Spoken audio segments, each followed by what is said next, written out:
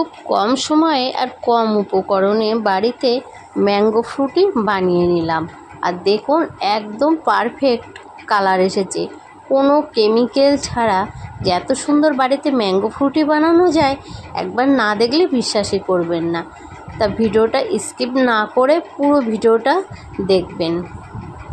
ভালো লাগলে please like, comment, share ও সাবস্ক্রাইব করতে ভুলবেন না। সাবস্ক্রাইব করে পাশে থাকবেন আর পাশে থাকা বেল আইকনটিটা প্রেস করে দেবেন, তাহলে ভিডিও ছাড়ার সাথে সাথে নোটিফিকেশনটা আপনাদের কাছে গিয়ে আগে পৌঁছাবে। মালতীর মিনি কিচেনে অনেক অনেক স্বাগতম। অন্যদিনের মতন আজও চলে এসেছি আপনাদের কাছে নতুন একটা রেসিপি নিয়ে। গরম কিন্তু প্রচণ্ড পড়েছে, আর এই গরমে কিন্তু একটু ঠান্ডা ঠান্ডা খেতে মন চায়। বাজার থেকে কিন্তু আমরা প্রায় মাজা কিংবা ম্যাঙ্গো ফ্রুটে আমরা কিনে নিয়ে এসে খাই। এটা কিন্তু বেশ ঠান্ডা ঠান্ডা, বেশ মজাই লাগে, ভালোই লাগে খেতে। বাচ্চা থেকে বয়স্ক খুব কিন্তু মজা করে এই ম্যাঙ্গো ফ্রুটিটা খায়। তাই আজ আপনাদের কাছে ঘরে কোনো কেমিক্যাল ছাড়া টাটকা আম দিয়ে যে কীভাবে মাজা তৈরি করা যায় বাড়ির, সেই জিনিসটা কিন্তু আপনাদের আজকে দেখাবো। তা চলুন তাহলে দেখে নেওয়া যাক। আর এই ম্যাঙ্গো ফ্রুটিটা কিন্তু আপনারা বেশ 2 থেকে 3 মাস আপনারা সংরক্ষণ করে রাখতেও পারবেন। যখন ইচ্ছা মন করবে ফ্রিজ থেকে বের করে কিন্তু আপনারা এটা খেতেও পারেন। ঠান্ডা ঠান্ডা বরফ দিয়ে কিন্তু এটা খেতে পারেন। তা চলুন তাহলে দেখে নেওয়া যাক। আমি 4টে পাকা আম নিয়েছি আর একটা কিন্তু কাঁচা আম নিয়েছি, আর কাঁচা আমটা আমি একটু ছাড়িয়ে নিয়ে এসেছি। এই আমগুলো কিন্তু আমি এবার কেটে নেব।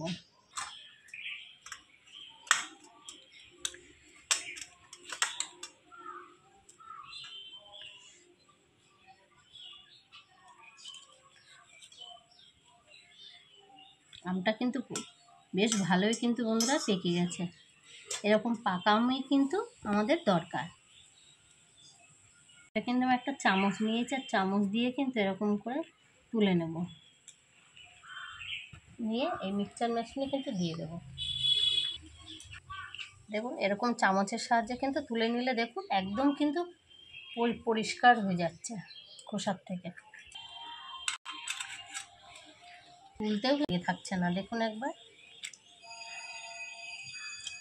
কিন্তু এই কাঁচা আমটাও কিন্তু আমি কেটে নেব, বেশ টুকরো টুকরো করে কিন্তু এই কাঁচা আমটাও কেটে নেব এর সাথে।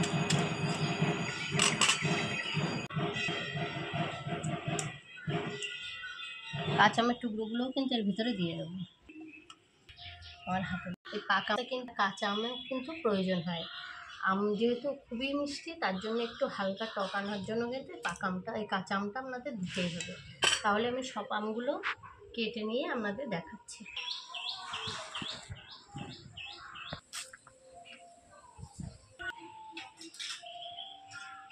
দেখুন বন্ধুরা, এটা কিন্তু মিক্সারে আমি সুন্দর করে সব ছাড়িয়ে নিয়েছি আমগুলো। কাঁচা আম এবং পাকা আম আছে। এই আমটা এবার একটু পেস্ট করে নিয়ে আসবো। বন্ধুরা ফিরে এসেছি, এটা কিন্তু মিক্সচার করে নিয়ে এসেছি। আর দেখুন পেস্টটা কিন্তু কতটা সুন্দর হয়েছে। আর এবার কিন্তু এটা কড়াই ঢেলে দেবো।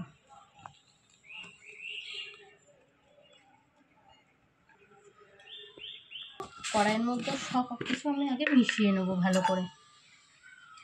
আর এই কড়াইয়ের মধ্যে কিন্তু আমি দিয়ে দেবো হাফ বাটি মতন চিনি। এখানে দেবো আমি 1 বাটি মতন জল। আর এই জলটা কিন্তু আমি মিক্সচারে দিয়ে দেবো। মিক্সচারে যেহেতু অনেকটা আম লেগে আছে, আমের পাল, সেই জন্য কিন্তু মিক্সচারে একটু ঘুরিয়ে কিন্তু এই জলটা দিয়ে দেবো। কোনো কিছুই কিন্তু বেস্ট করা যাবে না, সেই জন্য কিন্তু মিক্সচারটা ধুয়ে নিলাম। এখানে কিন্তু আমি আরও হাফ বাটি জল দিয়ে দেবো। মিক্সচার ভালো করে একটু মিক্স করে নেব।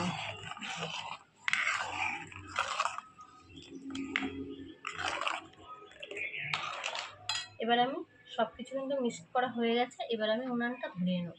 কড়াটা বসিয়ে দিলাম উনানটা ধরিয়ে।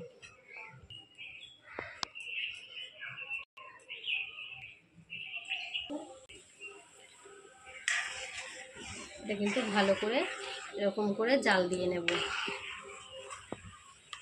আর সমানে কিন্তু নেড়ে যেতে হবে, ভালোভাবে ফুটিয়ে নিতে হবে।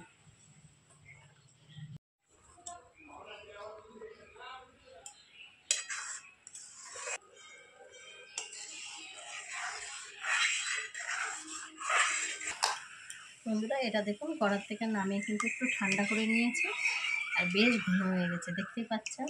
আমাদের কিন্তু ম্যাঙ্গো মাজা কিন্তু রেডি হয়ে গেছে। আর এটা কিন্তু এবার ছেঁকে নেব। যদি এর ভিতরে কোনো গুটলি বা আমের কোনো থাকে তাহলে কিন্তু এটা বেরিয়ে যাবে, গলে যাবে নিমন দিশে তার সব বলুন।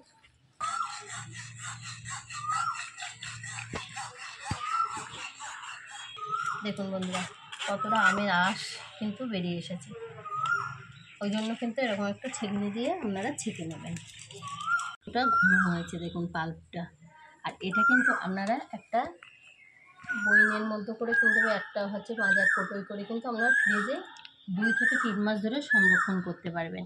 এর থেকে অল্প কিছু কিছু নিয়ে কিন্তু আপনারা খেতে পারবেন ঠান্ডা জল দিয়ে হালকা করে মিশিয়ে। কারণ তো এটা কিন্তু প্রচুর ঘন। দেখুন বন্ধুরা ঠান্ডা হয়ে গেছে, এবার আমি গ্লাসে এই পাল্প কিছুটা দিয়ে দেবো।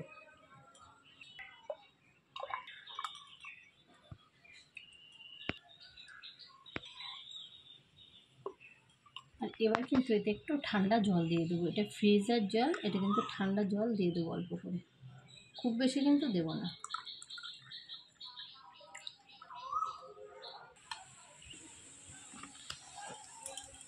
দেখুন বন্ধুরা দুটো গ্লাসে কিন্তু আমি মাজা রেডি করে নিয়েছি। আর এবার কিন্তু আমি দিয়ে দেবো কিছুটা বরফের টুকরো। এই বরফের টুকরোগুলো কিন্তু দিলে বন্ধুরা বেশ দারুণ লাগবে খেতে।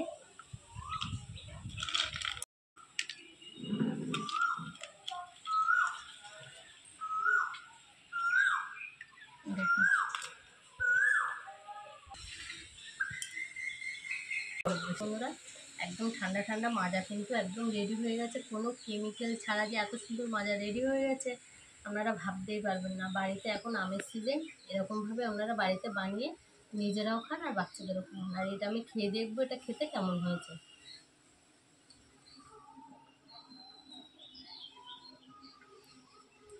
বন্ধুরা দারুণ হয়েছে খেতে।